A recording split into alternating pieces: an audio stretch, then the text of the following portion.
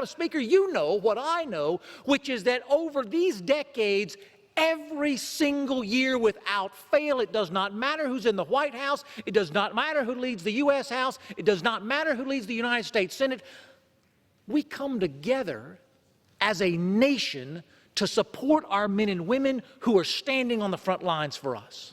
So no, this is not a partisan exercise today, nor should it be from the Republican side of the aisle.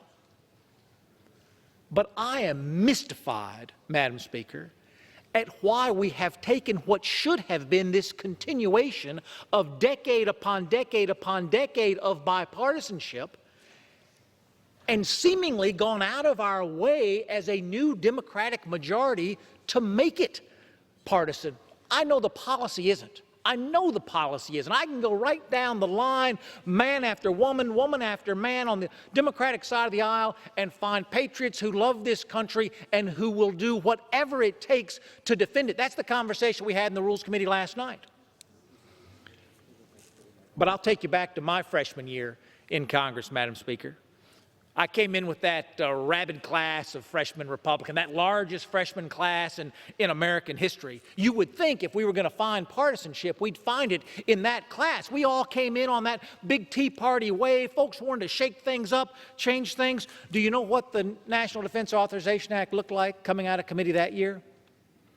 Passed 60-1, Republicans and Democrats standing together. Year after that, 56-5. That's what my freshman year look like. 60-1, 56-5, Republicans and Democrats standing together on behalf of national security. I don't know if you've looked at the vote from the Armed Services Committee, Madam Speaker. I know you're familiar. 33-24, straight party line vote coming out of committee this year. I saw in the Rules Committee last night up on the third floor, Madam Speaker, we finished up about midnight. I had the chairman and the ranking member of the Armed Services Committee there talking about all the things that they agree on as it comes to national security, and yet, to my friend from Massachusetts' point, the marching orders came down from somewhere that prevented them from doing what we have always done, and that's report a bill in a bipartisan fashion. It has nothing to do with who leads this Congress, Madam Speaker. About 12 years ago now, when the very first woman to ever hold the Speaker's chair took over, that would be 2007, Madam Speaker. We didn't bring the bill to the floor under a rule in a partisan fashion. We brought the bill to the floor under suspension. That very first bill that was passed in the Pelosi speakership, Madam Speaker, passed 369-46 on the floor of the House. 369-46. Most of the no votes were Democrats voting against the new Democratic Speaker of the House and the national security bill. 369-46. The year after that,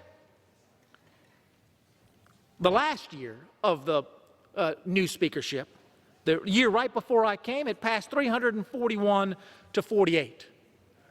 Madam Speaker, I go through these big numbers to make the point that it didn't have to be this way. We went out of our way, it seems, as an institution to divide on national security.